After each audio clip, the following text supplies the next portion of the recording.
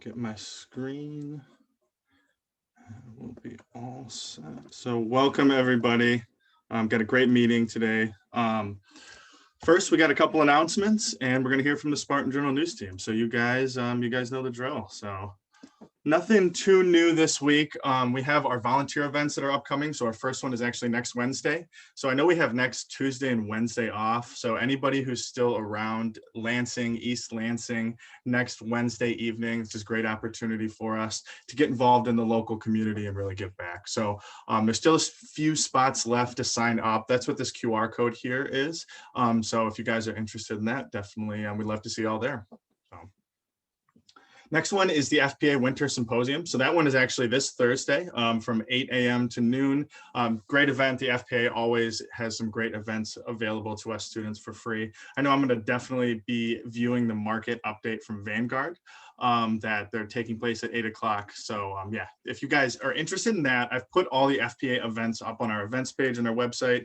Like I said, they're all free for students, so definitely check those out. And like I said, make sure you sign in to be entered in the chat giveaway. So I'll make sure once the Spartan Journal's done, for anybody who missed that, I'll drop that in the chat as well. So with that, Varun, I will kick it over to you, man. Get us started. All right. So as many of you know, a big winter storm swept through a lot of America last week, and Texas was completely wiped out. A lot of Texas was left without power. And dozens were, as a result of this, dozens died. And a big part of this is because Texas runs on their own power grid. And as a result of that, they were lacking resources to outsource their energy production. There were questions that started to arise around why Texas's infrastructure wasn't properly winterized. And the answer to that was just that the conditions that were presented last week were very rare. And I forgot who it was that said, but there was a statement saying that 99.9% of the time Texas is prepared, and that 0.1% presented last week. And on top of this, the markets took a hit from this as an increase of demand for oil caused oil prices to rise. And then the American production of oil was also dramatically decreased, as the US output was reduced by 4 million barrels per day with Texas out of commission. And then there were also a few power outages over the summer, along with this one that just recently happened. And there's questions starting to arise around fragility within dated American infrastructure.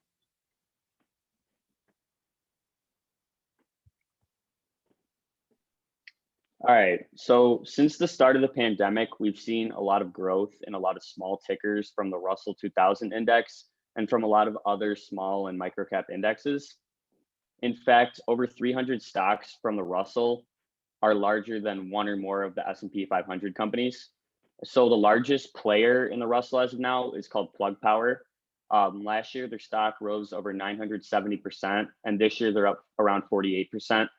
And these gains position them to be worth more than half the companies in the S&P 500. Some of these companies that have experienced a lot of growth quickly have been in this situation before. Fuel Cell Energy, ticker FCell, they're a perfect example. This year, their stock has nearly doubled, and last year it was up 4 times, placing it at just over $20 as of market close on Friday. And while they've seen these huge gains, they've also seen a lot of huge losses in the past. During the dot-com bubble, FCell almost hit $7,000 a share. And flash forward to 2019, they're down over 99.99% since the turn of the century. And a lot of analysts believe that these many small and microcap indexes are currently in a bubble. A large number of the companies in these small indexes have no earnings, and they have less than ideal financials. However, a lot of this growth is coming from hopes of stimulus and increased sentiment towards the economy as a whole. And since these companies are so small, they're leveraged heavier and they're more tied to the health of the overall economy than some of these bigger companies. And due to this, they were hurt more from the pandemic than these larger companies, but they're on track to recover quicker. And a lot of these small companies may very well keep their gains when the economy fully recovers. However, a lot of the tickers that experience huge growth, they'll probably come down to more realistic values. And with that, I'll pass it to Nick.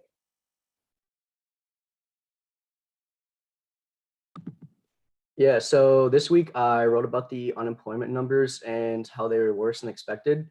So over these past few months and weeks, the unemployment rate has been steadily decreasing with things opening up and the vaccines getting rolled out.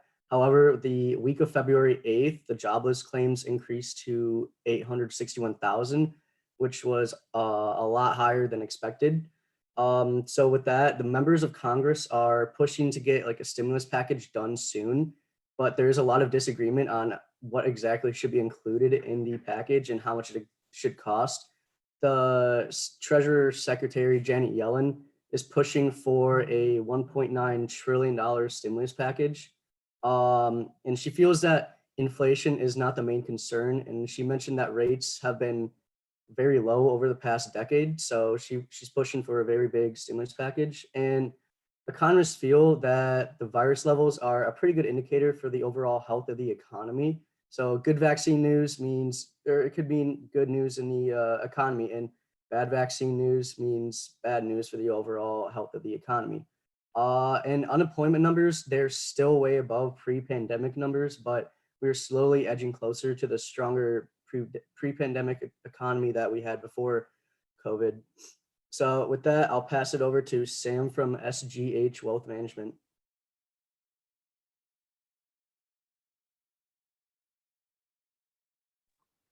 Hello. So yeah, thanks for having me, guys. I'm excited for this. I've been doing this talk for a while, and first time at Michigan State. So really excited to be able to talk with you guys. I would say, I've got some ideas on what I'd like to kind of give you in terms of, how to kind of approach post-undergraduate in a career in finance. But I'd also love to just answer questions too. So I don't know if people do chat a question or want to interject. I'm completely comfortable with the interjection. So I'd rather answer the questions you guys have than just talk about what I want to talk about. So that's one thing. Second thing, you guys are a part of something special right now. So I think you should be aware of that. There's not many wealth management programs in the country. And for a school the caliber of Michigan State to, legitimize this career path and actually get you guys on a path to get your CFP right out of college, it really puts you at a huge leg up to everybody else. So really feed into everything there. This is a huge opportunity, and it's when, new things happen that you can really take advantage of it for your own self to kind of help propel your career moving forward.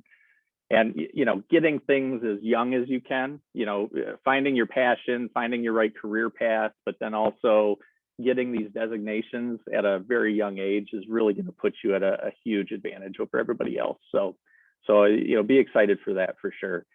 But today I just wanted to kind of talk about my thoughts.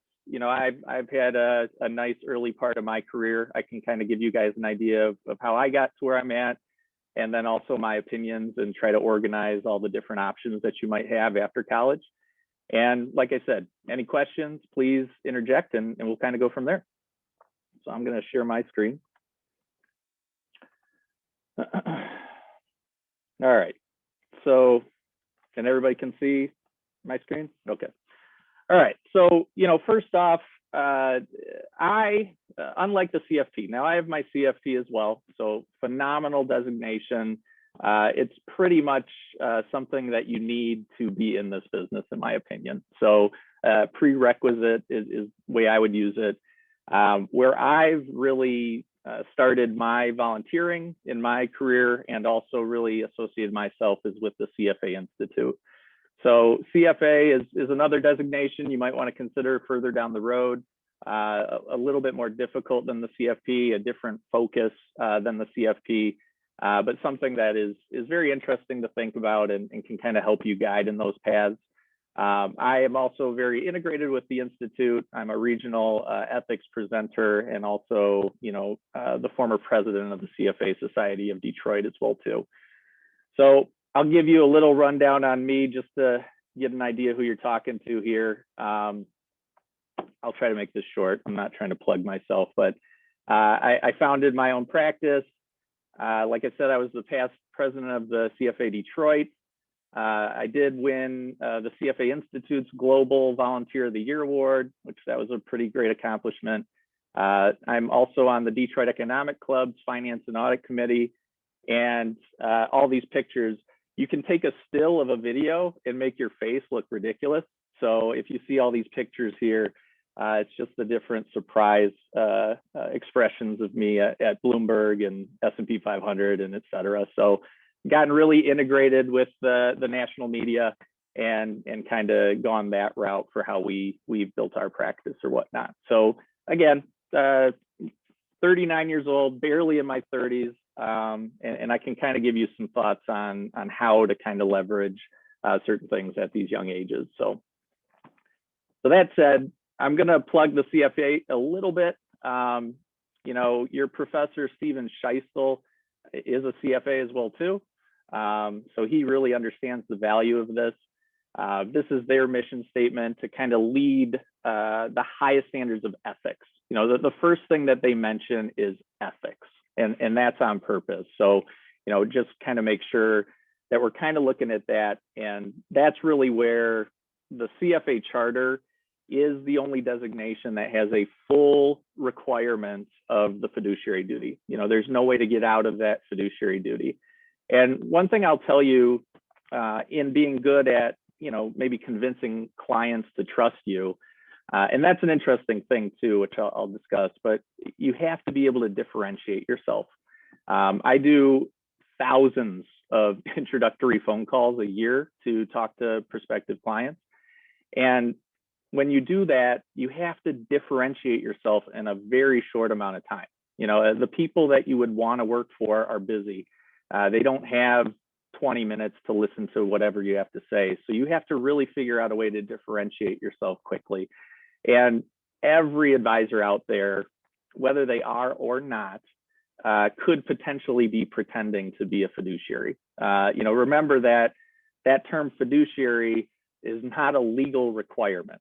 You know, so nobody's going to get in trouble for not being a fiduciary.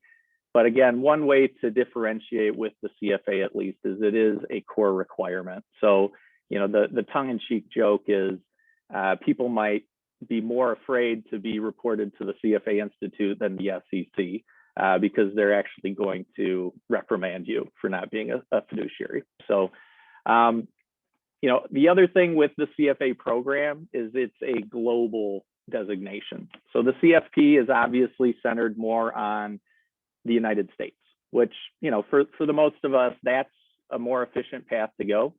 But something to consider is, you know, the CFA is a global designation.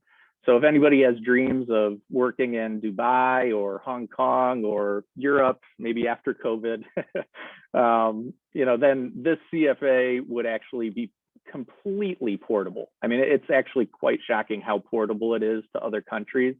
Whereas the CFP, again, is focused on the US financial systems. So that's one thing that kind of can make it a little bit different. And, you know, ethical behavior, this is just concreting what I said before. It's doing the right thing when nobody's watching, you know, even when the wrong thing is legal. So again, this term fiduciary is a really overused term, in my opinion. And, you know, there's no way to verify it.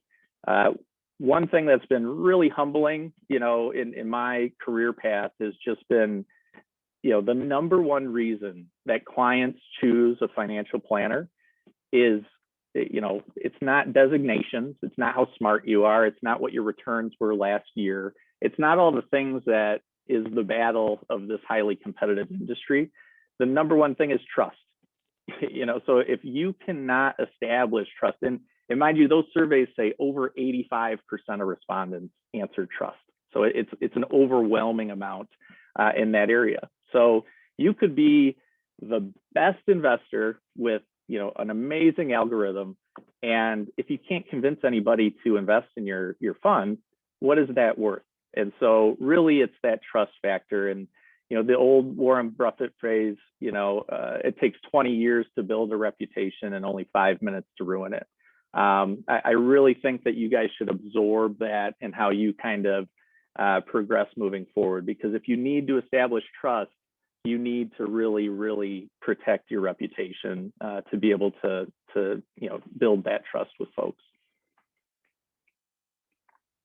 And then this gets to the point where I've got a lot of ideas, and I'm just going to kind of give you how I would compartmentalize what might be your best path post undergrad.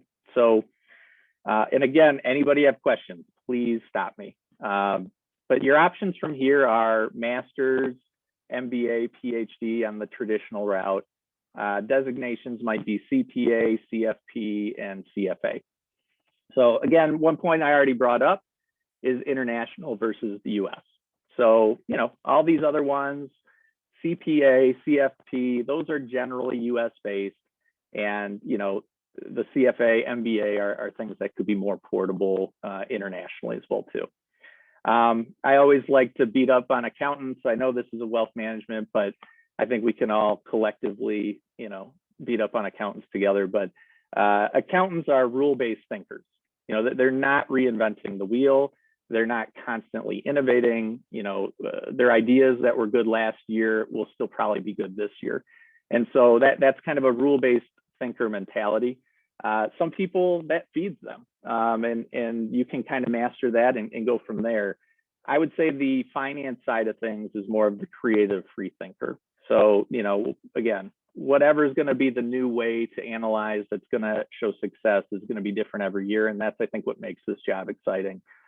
And then when you're also kind of differentiating between, what you're interested in, also know, the difference between a practitioner and a manager.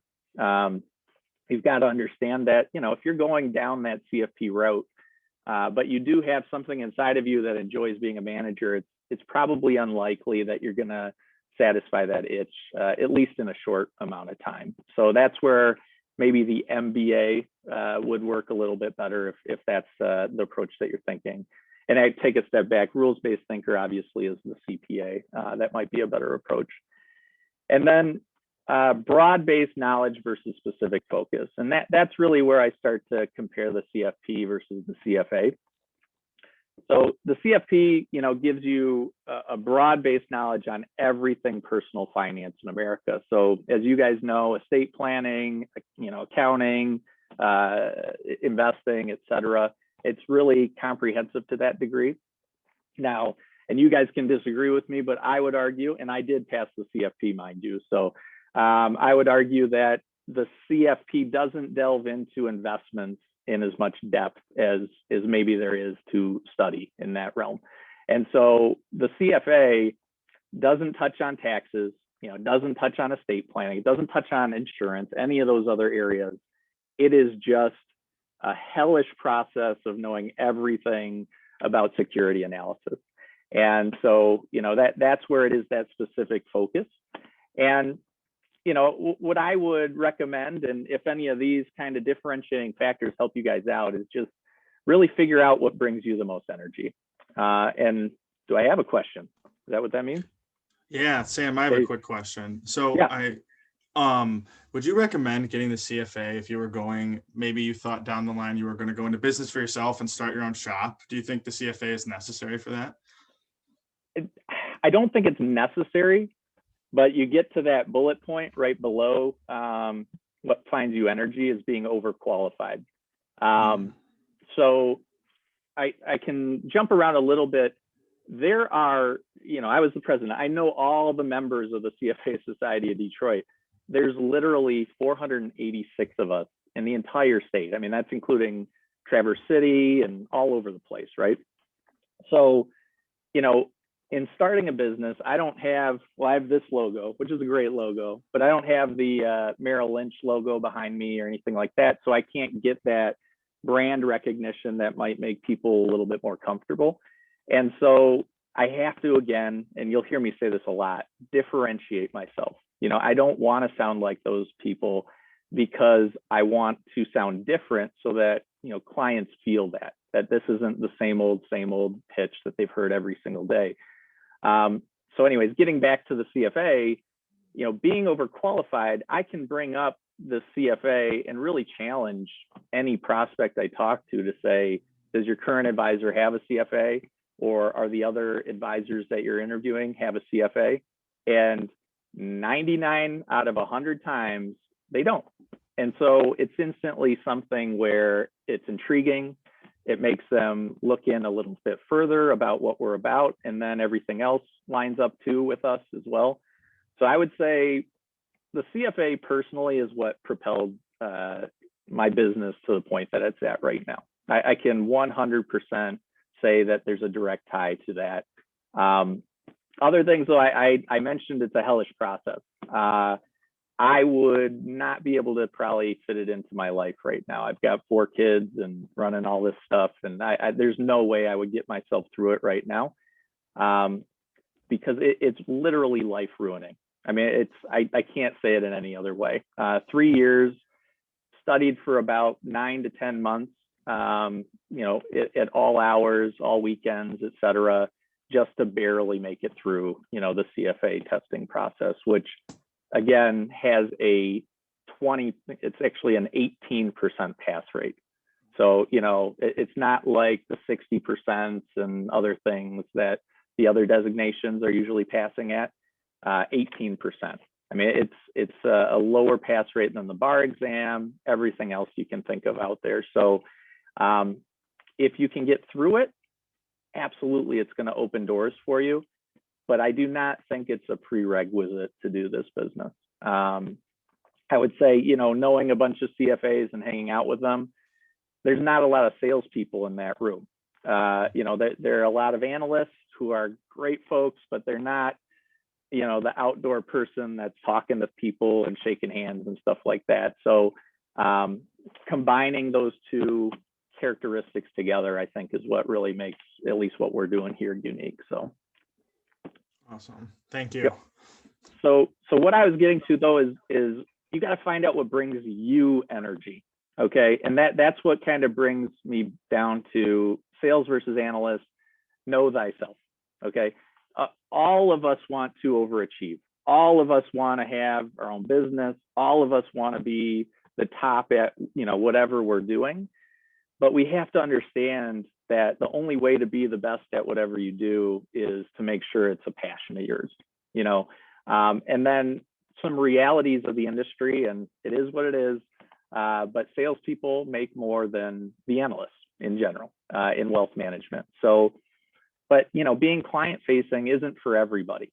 So you have to really understand, hey, do you get more energy out of going through and creating a brand new Excel spreadsheet, or creating a new retirement scenario for a client that solves their problem, or do you get the most energy just from creating long-lasting relationships with folks that it is just really fulfilling, and it comes with good and bad. So they're March 2020.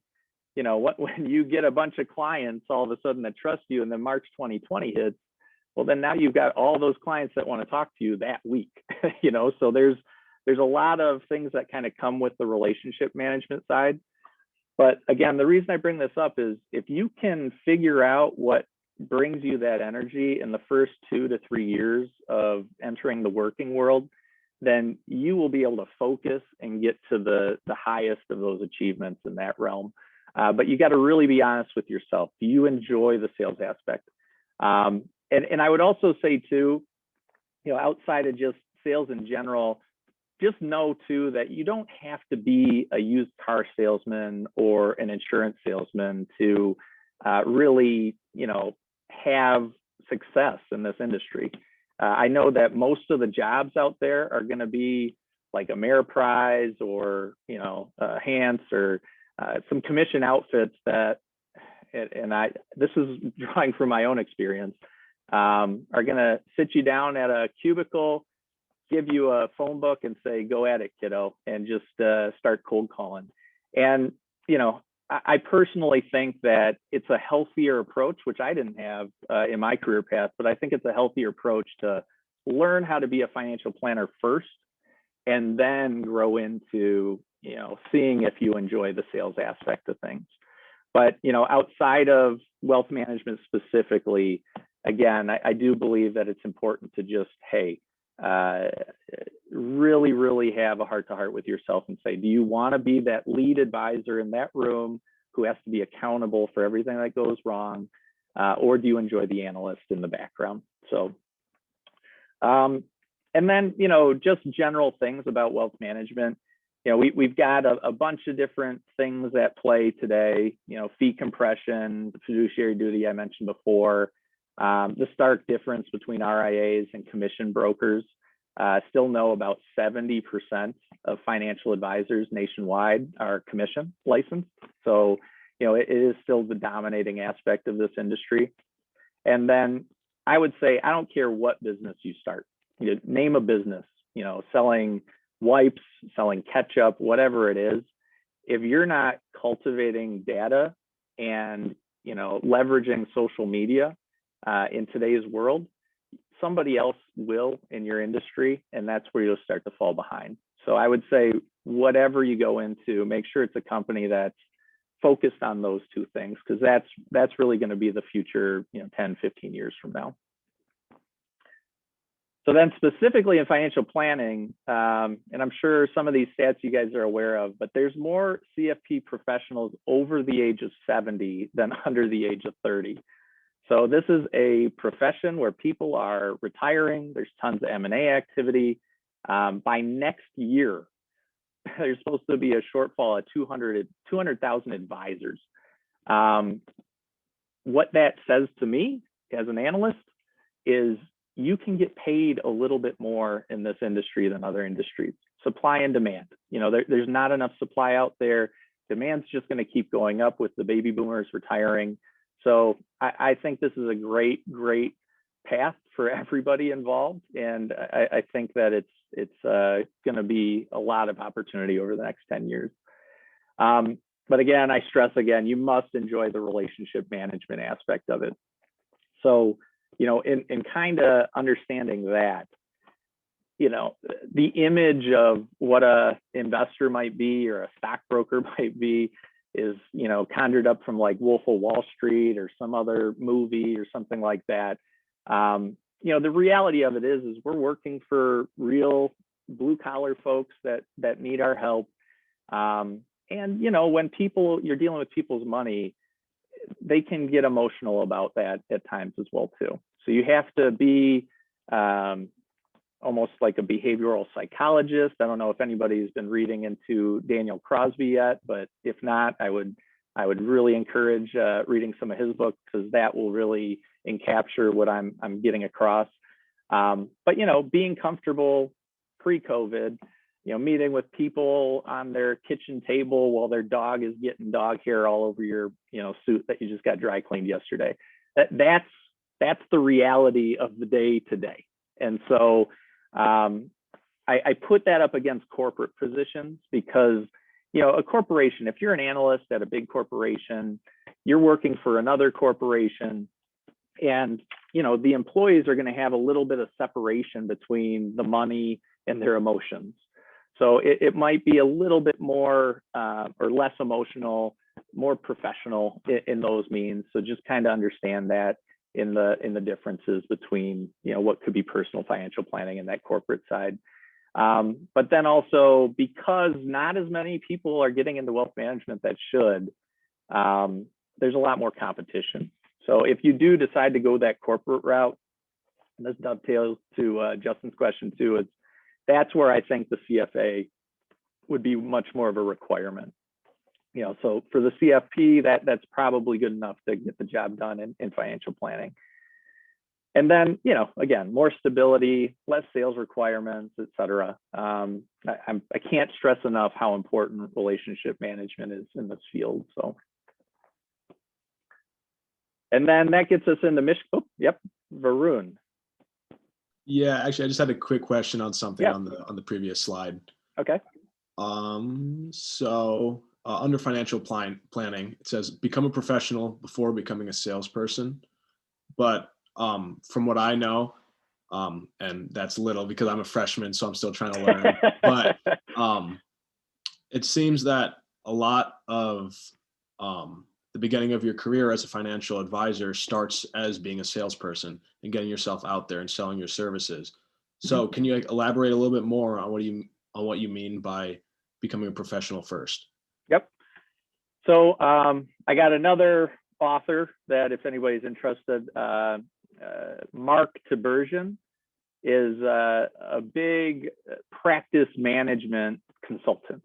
So he's helping financial planning firms of our size turn into companies. And so one concept that he pretty much created is what's called the ensemble practice. I would say, and even though I would be in direct competition with them at times, Plant Moran is kind of an example of what an ensemble practice would be. And I know you guys have a pretty good affiliation with them or whatnot. As a competitive person myself, I can't let that statement just go. There's more opportunities at smaller firms, so just be aware of that. More partner opportunities at a smaller firm than Plant Moran, but they would be a good example of a big version of it. But Bruin, what I would say, an easy way to figure it out is thinking of like a high-end law firm. Okay, if you went to law school, and this is again a problem with our industry, it's just colleges haven't really legitimized this profession yet, which is why MSU is so special right now. But you get out of college in law school, you don't yet pass the bar, so you're a clerk. You're learning the ropes, you're doing the internal stuff. Then you pass the bar, you become an associate lawyer, whatever they might call it. Then if you're good at taking on those relationships, then you turn into a lawyer, senior lawyer, and then partner. So it's very similar to like an audit firm, a law firm, but you can see in that process, if we take it in the context of law, they have clients that they can kind of push down to their entry-level employees to kind of understand how the process works, how to do protocols, things of that nature. And again, this is an opportunity I didn't have when I graduated, I don't want to say it, 18 years ago. But with that, it does exist now. So for instance, us, I don't ask any of my employees to do any new sales. So I figured out a way to get more business than I can personally retain myself. And so we pick up more clients, we get some young people that are ready to learn, and then we have a training program to show them our brand of financial planning. Then they work as kind of a number two to one of our lead advisors. So they would be in meetings, note-taking, documentation, helping prepare the retirement plans, et cetera, just keeping our lead advisors looking good, and also establishing relationships over the time that they're in that position. And if they keep propelling in their career and they seem ready for a lead advisor role, then hey, we've got that group of clients that they've already been introduced to. We start to transition the process, hire another associate planner to be underneath them, and repeat the process as we keep growing as well too. So that's where I feel like you'd have the opportunity to have 1 to 3 to 5 years of really learning the substance behind what we do, and not just how to sell the substance. And I think that's one of the biggest issues with the career path today. Until people get more into our version of how to have a career path in this field, it's going to have a hard time being legitimized, because it's still being represented by commission brokers who don't always have the substance behind the selling that they do, basically. Yeah. Do you think that answers your question? Yeah, it does. Thank you. Okay, cool. Hey, Sam. Yeah. Real quick. Who's this? Oscar? Yep. Yeah, Oscar here, e-board member with Wealth Management Association. I just wanted to point your attention towards the chat right quick. We actually had a couple questions. Okay. We got one from Derek and another one from Max, and then Drew just popped one in there. I do want you to get your presentation, but I don't care about my presentation, so let's read what you guys have to say. I did not get join link. Sam join. All right. As an accounting student, likely going to the analyst type future, how useful are these as someone who isn't a big people person and isn't planning to go into sales? Yeah, Okay. So I was sent Max a thing. I think he was talking about designation. So Sam, another way to ask that is, if you were going to be an analyst route, would you get a CFA? Would you consider designations? I would 100% do the CFA over everything else. I mean, I'm that's a little conflict of interest because it's really helped my career personally as well too. But I can answer that in a different way. But I would just say the only thing I would say to that, Max, is the CFP might not open those analyst doors, and so I just would want you to be aware of that. So just be conscious that the CFP is a very specific job that might not bleed into the analyst side of things. But I have another slide that I'm going to be able to answer that question more thoroughly. And best way to gain prospects' trust in the early stages. Yeah, I mean, that I would say is, again, the differentiation thing. So, you know, I'm weird. I enjoy the sales aspect of what I do. So like, for some reason I'm wired differently, and rejection just doesn't impact my emotions at all. So that's really helped me out. So when I'm doing, you know, hundreds and thousands of introductory calls and hearing myself over and over and over again, you know, it's like America's test kitchen. I'm constantly refining. I'm constantly, you know, trying to get all the vocabulary perfect. You know, I would also say, like, our practice specifically, I try to run very similarly to a law firm. We love, you know, being stewards of communication. We want to say things in the shortest, most compelling way possible. So when you get into that world and you're constantly repeating yourself, then you can kind of get these nuggets from prospects to say, yeah, I heard that from the last 3 advisors I talked to, Sam. And if I hear that, that one's cut out of my list. I'm never bringing that subject up again. But the things that can kind of, you know, help say, I didn't think of it that way. That angle has never been presented to me before. Nobody's ever told me that before. You know, that's how you get the big clients to give you their time of day. And so that's what I would say is the biggest thing on a trust factor. If you can give somebody an aha moment, then you're going to be able to continue that process. And then the rest of the process has to be very well refined too. But it is that initial, you know, I would say 2 minutes is just critical in making sure you grab somebody's attention. So suggestions on preparing to take the CFP. I'm a little removed from that. I think it's on my wall, actually. I took it in 2005. So, you know, one thing I can say is I would ignore everybody else around you if that's something that might help folks. Is when you're at the exam, and I don't know if they do it in proctored rooms now or whatnot, but like when I took it, it was in Kobo. So it's just like all these people freaking out. And, you know, I put in earbuds the whole time just so I couldn't hear everybody else's crazy. And it was, I can tell that everybody was kind of getting in each other's head, over analyzing the questions that they went through, things like that. And all that anxiety, if I didn't have my earbuds in to drown it out, could have made me second guess things and get all anxious too or whatnot. So I'd recommend talking to nobody during the exam and trying to stay away from everybody else's crazy. In terms of the studying, I mean, all the preparatory, you know, bundles and stuff, I think are pretty much on par today. But I would definitely recommend, you know, purchasing some prep type of course. It's really the practice exams that are going to be everything for a test like the CFP. Another thing to mention, the CFA is not something you can memorize, and that's what makes it such a low pass rate. The CFP is going to be multiple choice questions. You know, you guys probably have had enough multiple choice questions where you kind of know how to game things. But there's ways to game those types of tests. And so with the CFP, just repetitions and doing the question banks and things like that will get you pretty much close to passing.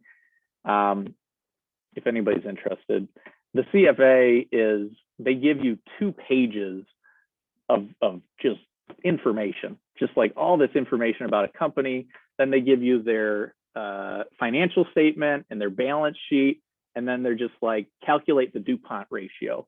And the DuPont ratio requires that you've already memorized 3 other ratios and you know how to put them together and you know where to find it on the financial statement. And oh, by the way, the test is timed and graded on a curve and you're in competition with all the other people in the room with you. It's not something, unfortunately, that you can memorize for. But I would say the CFP is something where get those repetitions, just continually run questions, make a note of the questions that you're getting wrong, reread the sections that you're getting the most wrong in, and just keep repeating that process, and you'll be able to get it. It's not out of this world for you guys, I'd say. So, and that's my question so far. All right. I had a question. Yes. Who am I talking to? Yeah. So earlier you talked about, the number one thing that prospects looks for is trust. So in which ways in the early stages of relationship with a prospect do you gain a client's trust? So are you asking after they've decided to be a client? Well, I guess, yeah, it could be a 2-part question. Like in the early stages, how do you get them initially to be with you? And then, on top of that, how have you been able over the years to have such a high client retention rate? So we, again, I sound like I'm bashing everybody else, but we really focus on the relationship management side. So, there's huge accounts that the bigger companies just don't service right. And the other thing that is an advantage for us personally is that because I'm a CFA, I'm qualified to run model portfolios on the entire book.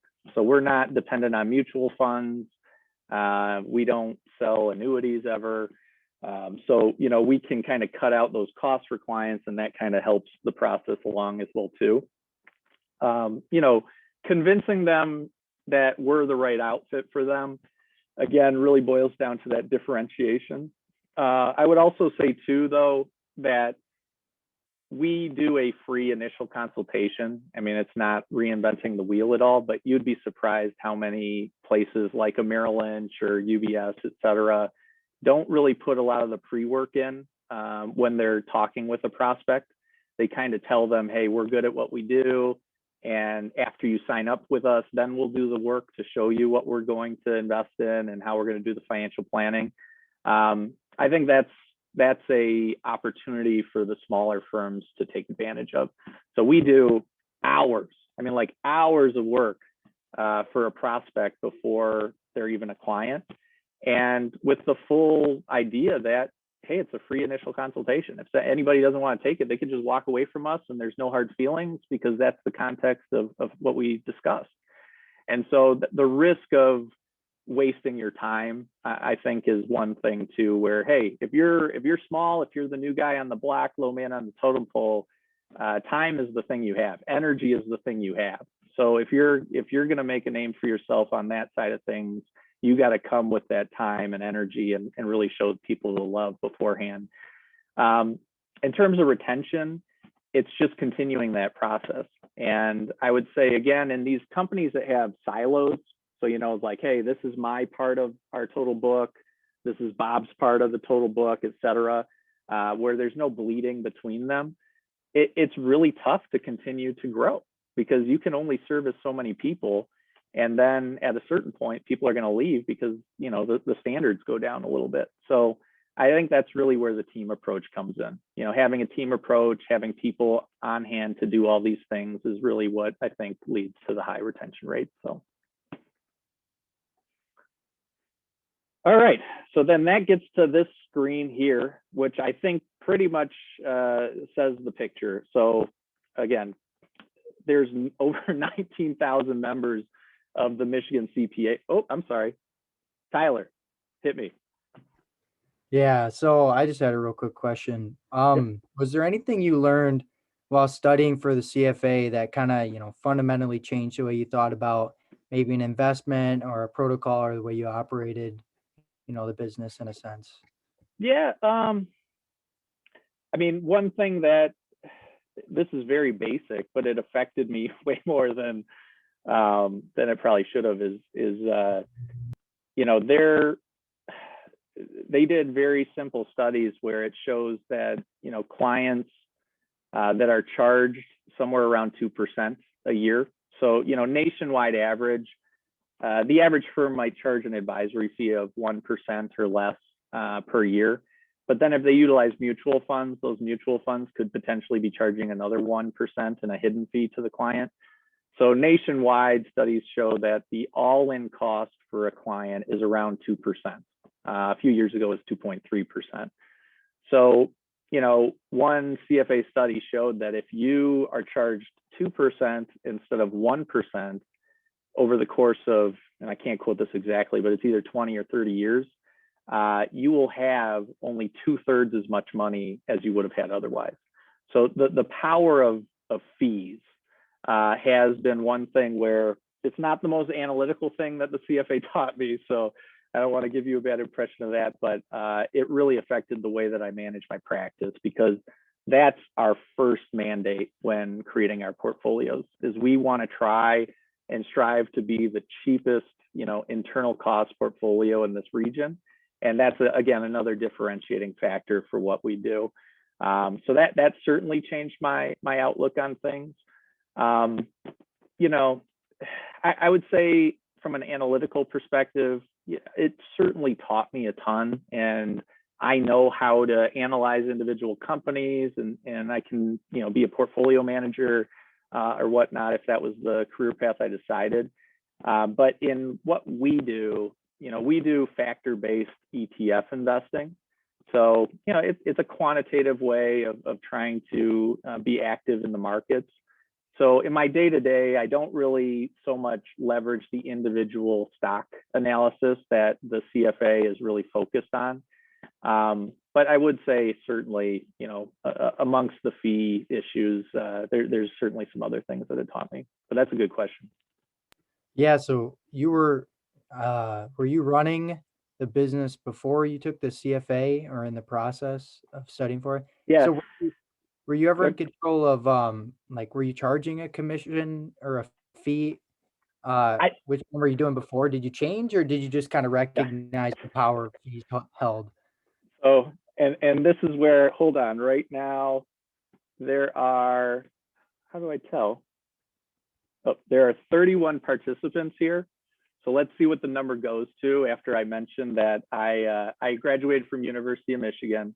And so right out of college, I had a job lined up at the Bureau of Labor Statistics. So I was set to move out to DC. I'm so glad. I mean, I love stats, but it wouldn't have been the right place for me. And about 2 months before I was set to move out there, my would-be boss got fired, and the government said they wanted to reopen the hiring process. So I didn't really want to go through that again. I scrambled.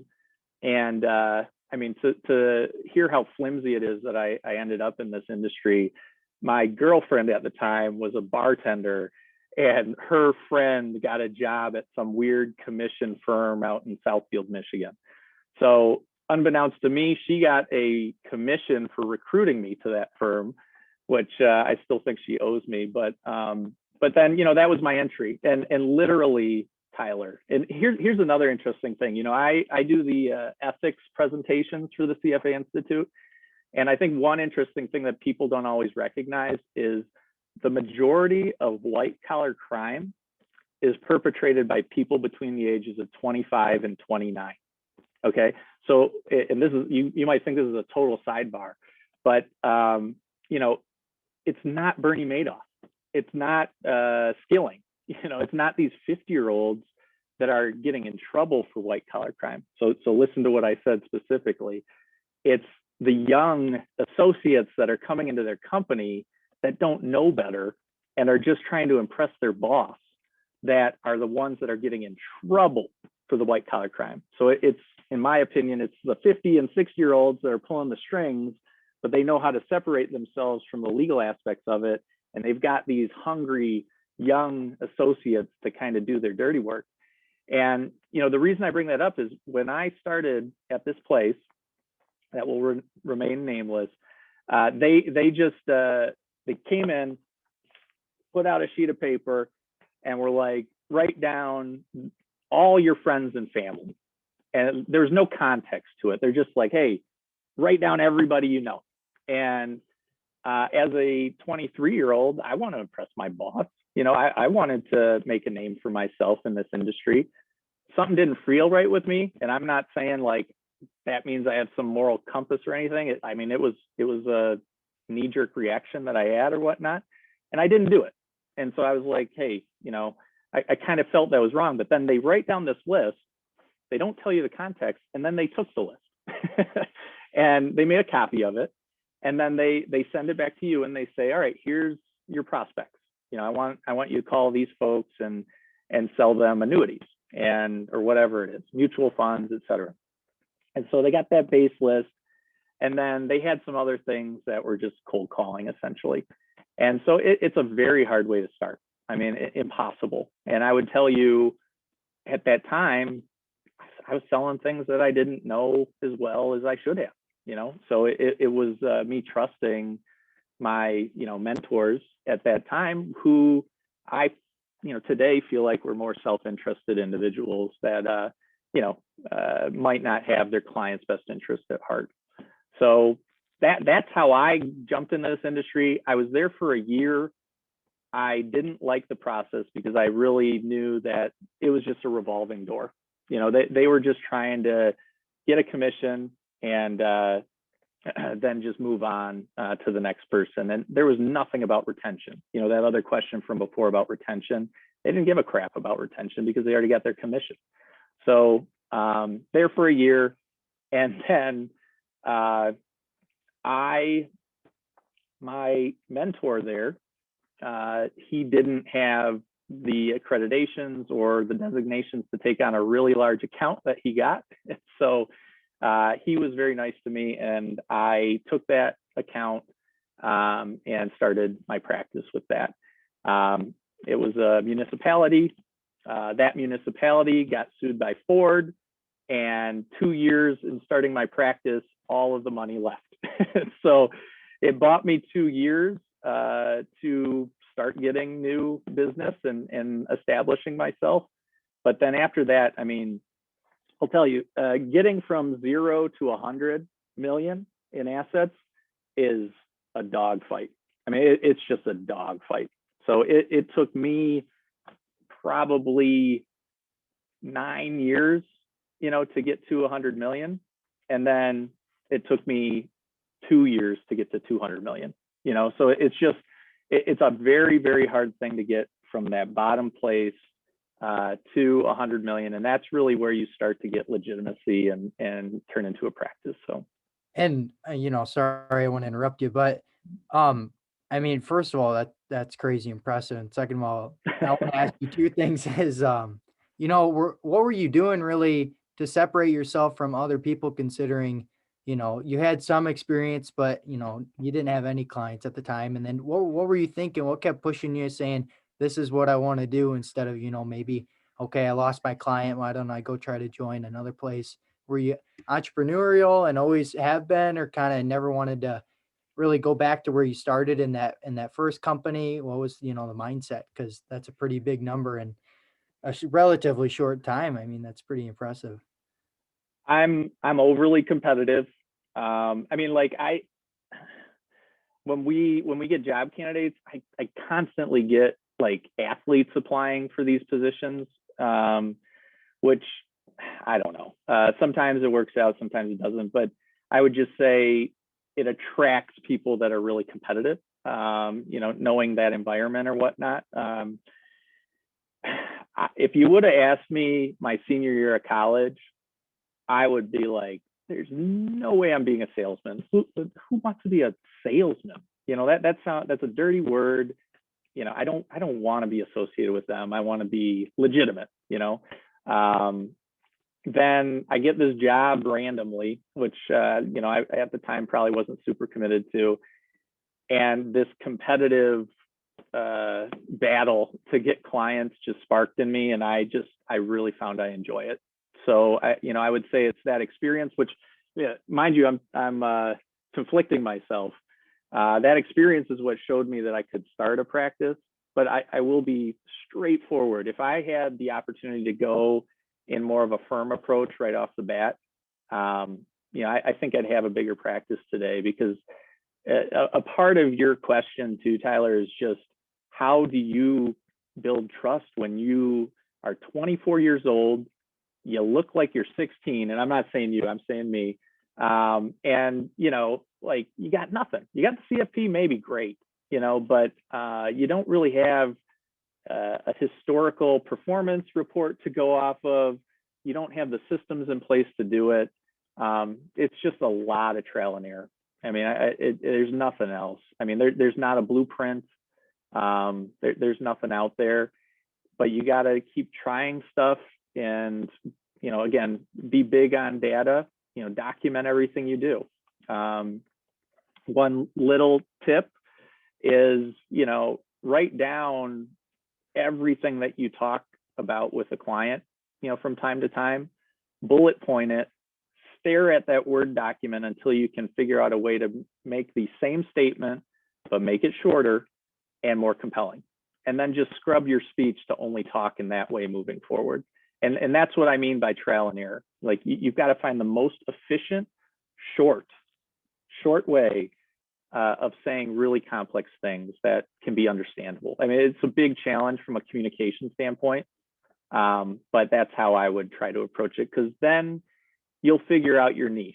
I mean, that's like a kitsch term in this field too. Niche can be a million different things, but if you don't know who your target market is yet, then you got to keep trying until you figure that out, and then keep refining from there, basically. Thank you. Yep. So this again spells it out. There's a lot of CPAs in Michigan. There's not that many CFPs, and then there's like no CFAs.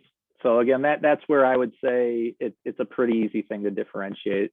And I don't discourage anybody from approaching the CFA in this field. I really think it would be a huge propelling moment, but just know what you're walking into. It is a very difficult process. So, all right, then this is where it gets, I hope you guys can read all that. So this is where I just try to organize things to help you guys figure things out. So CFA. CFA will cost you about $3,000 to $5,000, I'd say. So it's cheap in the grand scheme of things. It takes about 3 to 4 years to complete, and each exam on average is expecting to study for 1,000 hours. So, I went through the CFA while I was trying to start my business at the same time. So it meant I was working, 7 to 5, and then I was studying from 5 to 10. And then I repeated the process the next day. And then I was studying for 12 hours on Saturday and Sunday.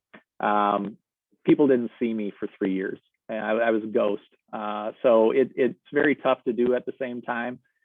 But, it is self-study. You don't have to be in a room. You don't have to be on a timetable. You can try to work it into all the rest of your time, but it's going to take up all the rest of your time.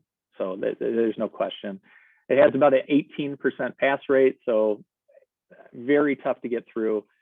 But that's the part at the end that I'm sure all of your guys' eyes have gravitated towards, is the average salary of a CFA is $300,000 a year. I mean, no joke, average. Average is that level. So that's where it again is a highly, highly sought after and high demand. I'll also say, and I've founded a lot of the local programs, but there is a CFA partnership program with MSU, and you can get scholarships for the test taking fees. So that $3,000 to $4,500 at the top. So if anybody is interested in looking into that, either we can discuss or bring it up with Professor Scheistel, and you could kind of look into that further. Sometimes they don't use all the scholarships, so it's not something, it's something you should look into if it's something you want to pursue. The CFP, about the same cost. You guys are skipping the whole class thing. I had to take classes after college. Honestly, that's awesome. I don't think you guys realize how that really is going to jumpstart things a little bit faster. What I was saying before is find your passion early. Focus on what you like and what brings you energy, and that's what's going to be the place that you achieve the most. So you got to really make sure that this is the right field for you, but hey, you are on a fast track. And so definitely feel good about that. I would say the studying process for the CFP exam, I think expectations are about 200 to 300 hours. So I would block off about, 3 to 4 months to try to finish that off. And then an average pass rate of 62% compared to 18, and average salary at around 90,000 a year. 90,000 includes experience, just so you guys understand that, but that would be the national average there. CPA, and I do this talk for all finance majors, so I'll go through these ones quickly, but it costs about the same. There's a lot more tests, so each one has about 300 hours. Average pass rate about 57%, so very similar to the CFP, and has about an income of about 119. And then the MBA, this is where Michigan State will shut down this feed right now because they're trying to get your guys' money. But the MBA is 130,000, so takes 2 to 3 years. It's a structured, rigid schedule. You have to be at the classes. And average salary is good, 173. But I think that's more of a management position, which again, I don't think is necessary for the CFP world. And that concludes what I wanted to discuss. So, I could open it up to questions. I can, I'm here for you guys if you wanted to talk more, and we can just kind of go from there.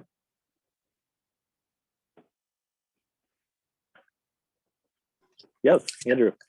Hey, Sam. So I don't have the camera on. Sorry about that. I'm not looking the best right now. But one of the things I was curious about was, as someone who just recently graduated this last year and is an alumni of this program, is there anything that you have ran across talking to younger individuals in this field, talking to people who are graduating and applying, that you think they're missing, or something that you feel like isn't structured enough in, that you would encourage the younger people here to kind of start pursuing quicker, that you wish perhaps some of the people you had met during your time in the field has kind of led you to believe?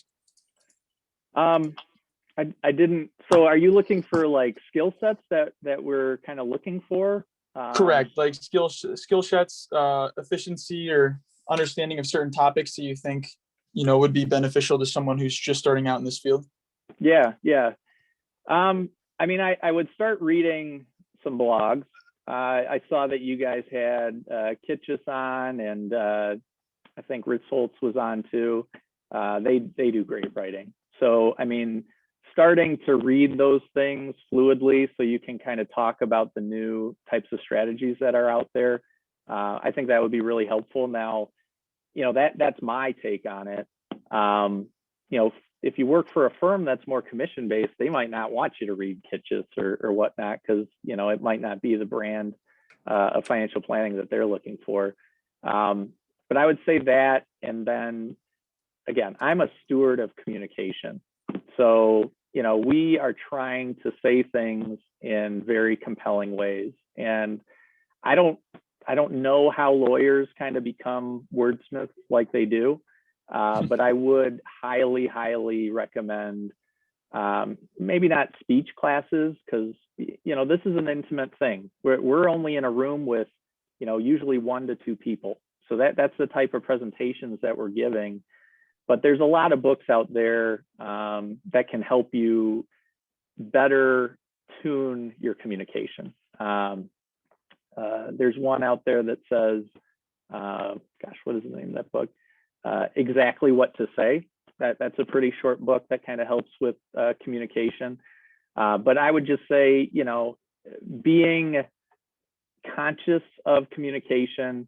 You know, I'll watch this video and I'll count how many times I said and I said it a lot. You guys probably don't realize that maybe live, but I said it a lot, and so I'm going to beat myself up over that. Some people could see that as nitpicking, and I understand that. You know, we're trying to improve. We're not trying to make people feel bad, but in improving, you have to be conscious of these things that you're doing so that you can communicate in the most effective way possible.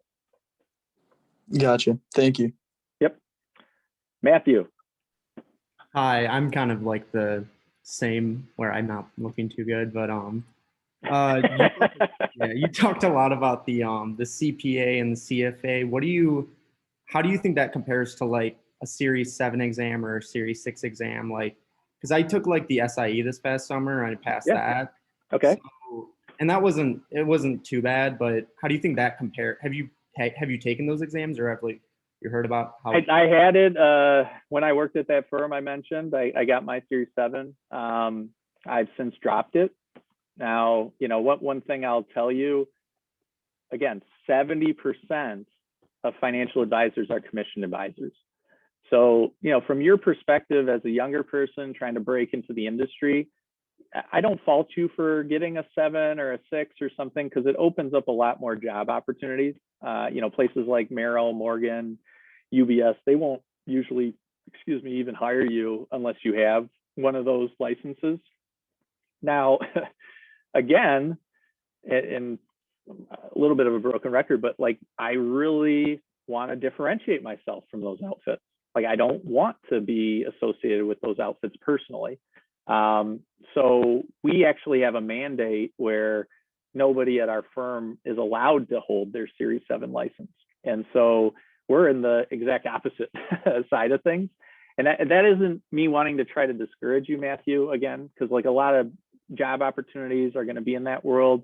And I'll tell you that 1 year, I was at a commission place for literally only 1 year, was A to Z on how to sell.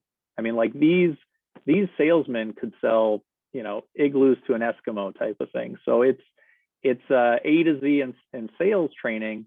And now I've just applied all those sales tactics to a more, what I consider to be a more ethical version of financial planning.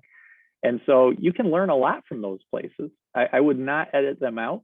But I would say that if you're really looking to be at an outfit that's, you know, more, again, relationship driven, more substantive, I would say that you're going to find that they're not going to care about you having a Series 7 or anything like that. Do you because I know you need like a sponsorship for the series exams. Do you need a sponsorship for like the CPA or CFA? Like, do you need a firm to sponsor you? No, but you need the experience. It's very similar to the CFP. So you guys will sit for the CFP, or some of you, in July, but you're not going to be able to use the designation until you get a few years of experience behind it. So the CFA is similar in that regard. You know, you do need a local sponsor to join the society, but that's pretty easy to do as well too. So not a company requirement to go for those designations. Okay, thank you. Yep. Anyone else? And actually, that dovetails too. Once things open back up, I would encourage you guys to check out the CFA Society of Detroit. We do some great events. You know, when I was president, we had Kevin O'Leary from Shark Tank. We had Josh Brown. We've had Andrew Fastow, fresh off of his prison sentence after Enron scandal. We've had a lot of really cool names to come in and get some direct access to. And I would tell you guys, it is not, how do you say, there's not a lot of young people trying to network into that room to try to get jobs. It's not like the Detroit Economic Club, which is a little overwhelming from a networking perspective. And the people in the CFA Society Detroit are the decision makers at their firms too. So that website is cfadetroit.org. And we hosted a group of MSU kids to our forecast lunch last year. We'll plan to do that again once things open up again. So But otherwise, check it out on your own. I believe a student membership's like $25 for the whole season. So definitely worth the price of admission. I remember. Yeah, the- I actually Oh. went to that last year, guys, and I'd highly encourage if Sam posts that again to go. It was extremely beneficial and educational. Really cool. Took All the words right. right out of my mouth, Andrew. I was going to say I heard very good things from that group who got to go to that last year. So, yeah. Does anybody else have any more questions for Sam? This has been so insightful. Yes. Brett. Hey Sam, my name is Brett. You mentioned the importance of behavioral psychology in building and maintaining client relationships. And I noticed on LinkedIn that your firm serves professional athletes. And there's been a lot of stories about how athletes fall into deep financial troubles after retiring. So my question is, like, does the behavioral psychology and relationship process differ in working with these athletes who may lack financial literacy as they're so focused on their career, as opposed to the average client you work with? Yeah. So I will tell you, Brett, young in my career, and, the fact that sticks out to you as well. We were probably similar at these ages. That seemed like a really exciting world to get into. I did have access to it. So, it was fun while I was in my 20s. I found that the professional athlete client world is not as fun from, like, say, an analyst or a practitioner standpoint. What the job really is for a lot of those folks is budgeting and bill paying and a lot of the more basic things that potentially a banker would do and things like that. So it didn't ignite my passion as much. And although I do still work for some of them, it's not a focus of our firm now moving forward. But what I will tell you is, again, if we're talking about professional athletes specifically, there's no book that's going to help you manage those situations. I've seen it all. I've seen uncles in the picture, high school coaches wanting a piece, et cetera. And the first client I had, he was 17 years old and got a $3 million contract. So he was more excited about showing me his new gold grill than what his bank account was at. So it's not an easy thing for them to manage, and the family aspect of it is what I didn't enjoy the most. Is really your having to be the wet blanket and the person that says no all the time to all their family members and such. So, and that was just my experience. I'm sure there's other ones out there. But I mean, I think you are really hitting on it. It's those behavioral psychology books that can help you with just the regular, normal, type of professions of clients that you might work for in retention. So it really is a great way to understand how to address certain conversations. Because I'll tell you, this job is either the easiest job in the world or the hardest job in the world.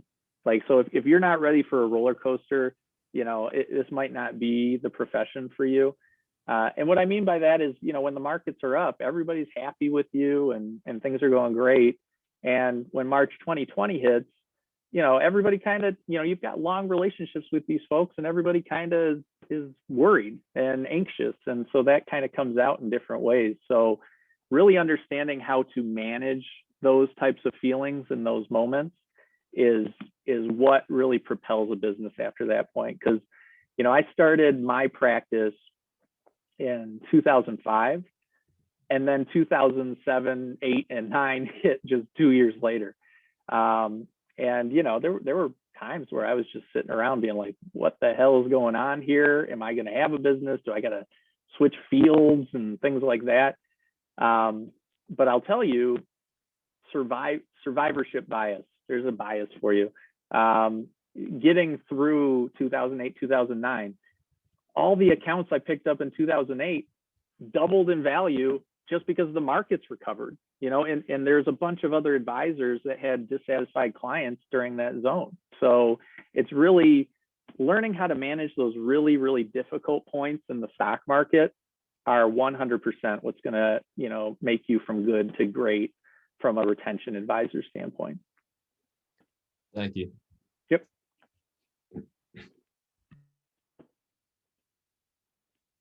All right. All right. Well, Sam, thank you so much. I know we went a little over, but this has been fantastic. So yeah, Sam, thank you so much for joining us. And we really appreciate all your insight.